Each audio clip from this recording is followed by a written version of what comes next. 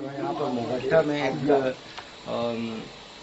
पंडित जी हैं, वो यहाँ कथा कहते थे। 2 लोग बैठे हो तो कि 4 लोग बैठे हो तो वृद्ध हैं, वो आके यहाँ पर कथा करते थे। उसके पहले हथनी गांव के एक पंडित जी थे, वो 1952-53 से यहाँ पर भागवत इसी व्यास गादी से कहते थे। मैंने उनका ये था कि मुझे श्रोताओं से मतलब नहीं है, सुनाना है। तो ये निरंतरता जो है, कुछ त्यागमयी जो लोग हैं उनके कारण में इस यहाँ पर सांस्कृतिक धार्मिक जो गतिविधियाँ हैं वो चलती रही हैं। फिर 1977 में भारतीय पुरातत्व सर्वेक्षण विभाग ने इसको सर्वे में लिया और उसके बाद फिर 1984 से इसका उत्खनन शुरू हुआ। ये मिट्टी के टीले में ढकी मिट्टी दोनों मंदिर है ना। तो मतलब ये समझ लीजिए कि किसी स्थान का जब विकास होना होता है तो उसके पहले मैंने ये सोचिए कि स्वामी जी नदी के किसी भी किनारे पर बैठ सकते थे, मगर वो यहीं क्यों बैठे?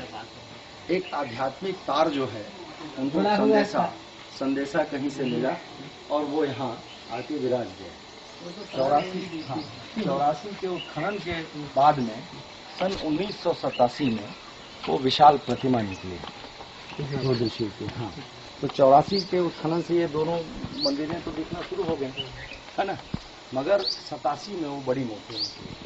अब इसमें ये देवरानी और जेठानी 2 मंदिर हैं। लोकल नाम देवरानी जेठानी मंदिर। जेठानी मंदिर ये है और ये है महागौरी का मंदिर। महागौरी सोहन हाँ, गौर करेगा। ये जेठानी मंदिर, ये महागौरी का मंदिर है। आते इसमें तत्कालीन समय में राजा रजवाड़ा के लोग जो हैं अपने संपदा का 1/10 हिस्सा मतलब ऐसे महागौरी के मंदिर स्थापना करने के लिए तल में समर्पित करके फिर यहाँ पर कुछ पहरी और मंत्र तंत्र का उस समय जमाना था, तो अभिमंत्रित करके उसको छोड़ देते थे। उस समय मर्यादाएं थी कि वहाँ कोई चोरी चकारी करने के लिए वहाँ पर नहीं आता था। मंत्र का प्रभाव था, आस्थाएं थी। तो इस तरह से श्री वृद्धि के लिए महागौरी की मंदिर की स्थापना की गई। इसको जेठानी ने बनाया। माने शरभपुरी शासक परिवार के लोग यहाँ पर 5वीं 6वीं शताब्दी में राज करते थे। इनकी राजधानी थी सिरपुर। सिरपुर जो है यहाँ से करीबन 132 किलोमीटर दूर है। वो महानदी के किनारे बसा हुआ नगर है।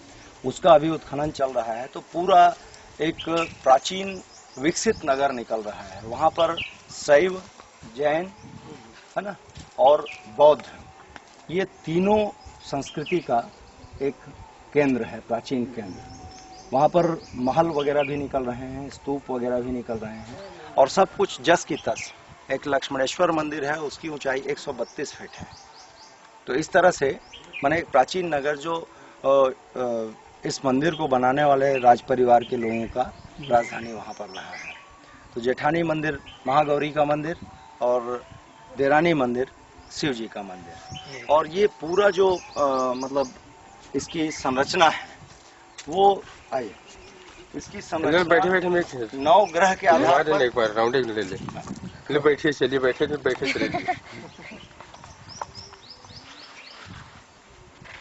9 ग्रह के आधार पर पूरे शैव परिवार के लिए की गई। यहाँ पर शिव का विराट दरबार नजर आता है। साधु संतों की मूर्तियां हैं यहाँ पर।